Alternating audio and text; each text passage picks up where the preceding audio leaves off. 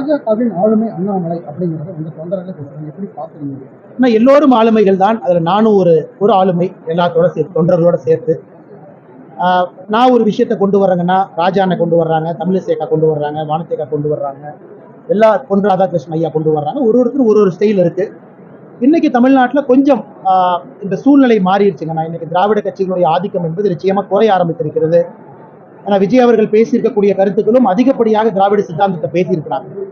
அப்படி இருக்கும்போது எல்லோரும் ஒரே வாக்காளர் நோக்கி போறாங்க. பாரதிய ஜனதா கட்சி தேசியத்தை பேசுறோம், அண்ணன் சீமான் அவர்கள் இருக்கிறாங்க, மக்களுக்கு நிறைய ஆப்பர்ச்சுனிட்டி வாய்ப்பு இருக்குங்கண்ணா. பாரதிய ஜனதா கட்சி எங்களை பொசிஷன் பண்ணணும், நிறைய சர்க்கிள்கள் எங்களுக்கும் நடந்திருக்கு, நிறைய நல்லது செஞ்சிருக்கோம்.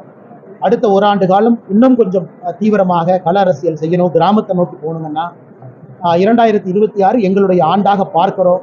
லோக்சபா தேர்தலை பொறுத்தவரை எங்களுடைய வாக்குகள் அதிகமாக இருந்தாலும் கூட வெற்றி, அரசியலை பொறுத்தவரை வெற்றி முக்கியங்கண்ணா.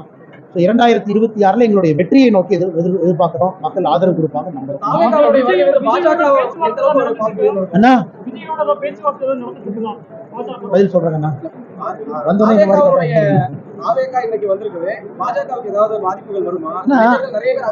தொடர்ந்து நாம சொல்றதுங்கன்னா, விஜய் அவர்களுடைய வருகை வந்து ஒரு புதிது கிடையாது. கிட்டத்தட்ட அது ஒரு ஆண்டு காலமாக பேசப்படக்கூடிய ஒரு விஷயம்.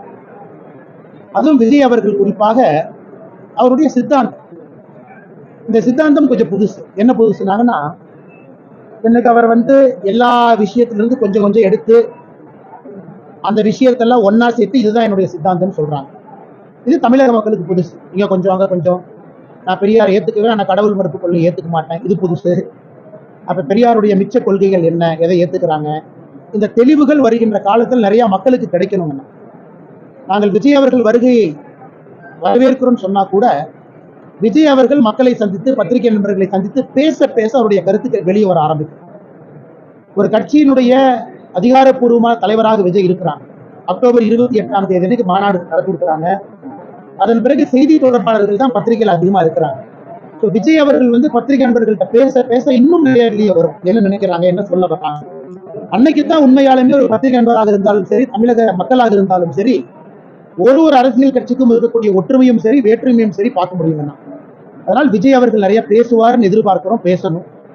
ஏன்னா ஒரு மேடையில வந்து நான் மத்திய அரசுக்கு எதிர்ப்பு, பிஜேபிக்கு எதிர்ப்பு, திமுகவுக்கு எதிர்ப்பு, ஆனா இதற்கு ஆதரவு, அது அரசியல்ல வந்து எந்த அளவுக்கு எவ்வளவு தூரம் அது போகும் அப்படின்னு எனக்கு தெரியாதுங்கண்ணா. அதனால் நிறைய அவர் பேசட்டும், அவருடைய கொள்கைகளை முன்வைக்கட்டும். பாரதிய ஜனதா கட்சியும் பேசுவதற்கு ஒரு வாய்ப்பு. இரண்டாவதுங்கன்னா, இன்னைக்கு தமிழகத்துல திமுக ஓப்பனா சொல்லிட்டாங்க, நாங்க குடும்ப அரசியல் தான், அதை பத்தி நாங்க வெக்கப்பட போறது கிடையாது. எல்லா மூத்த தலைவர்களையும் ஓரங்கட்டி விட்டு உதயநிதி ஸ்டாலின் அவர்களை துணை முதல்வர் அமைச்சராக ஆக்கியிருக்கின்றோம் வெளிப்படையா அறிவிச்சுட்டாங்க. இது புதுசு. இத்தனை நாளா குடும்ப அரசியல் இல்லைன்னு சொன்னவங்க இன்னைக்கு வெளிப்படையா குடும்ப அரசியல் ஒத்துக்கிட்டாங்க. இதை மக்கள் எந்த அளவுக்கு பாக்குறாங்க. மூன்றாவது, ஊழல் குற்றச்சாட்டுல சிக்கி ஜெயில ரொம்ப காலம் இருந்து வெயில்ல வெளியே வந்திருக்கிறவங்களுக்கு காந்தியவாதி என்கின்ற பட்டத்தை கொடுத்து மறுபடியும் அதே பொறுப்பு கொடுக்குறாங்க. இதை தமிழக மக்கள் எப்படி பாக்குறாங்க? ஆம் ஆத்மி கட்சி இதே மாதிரி டெல்லியில பண்றாங்க, இன்னைக்கு திமுக தமிழ்நாட்டில் இதே மாதிரி பண்ணுது. அதே போல நான்காவது, இன்னைக்கு திராவிட அரசியலுடைய தாக்கம் குறைய ஆரம்பித்திருக்கும் பொழுது விஜய் அவர்களுடைய வருகை இருக்கு. இது எப்படி இருக்கு? ஆனால் என்னை பொறுத்தவரை 5 கேள்விகள்னா, அது 2025 முழுவதும் மக்கள் கேட்பாங்க, நீங்க கேட்பீங்க.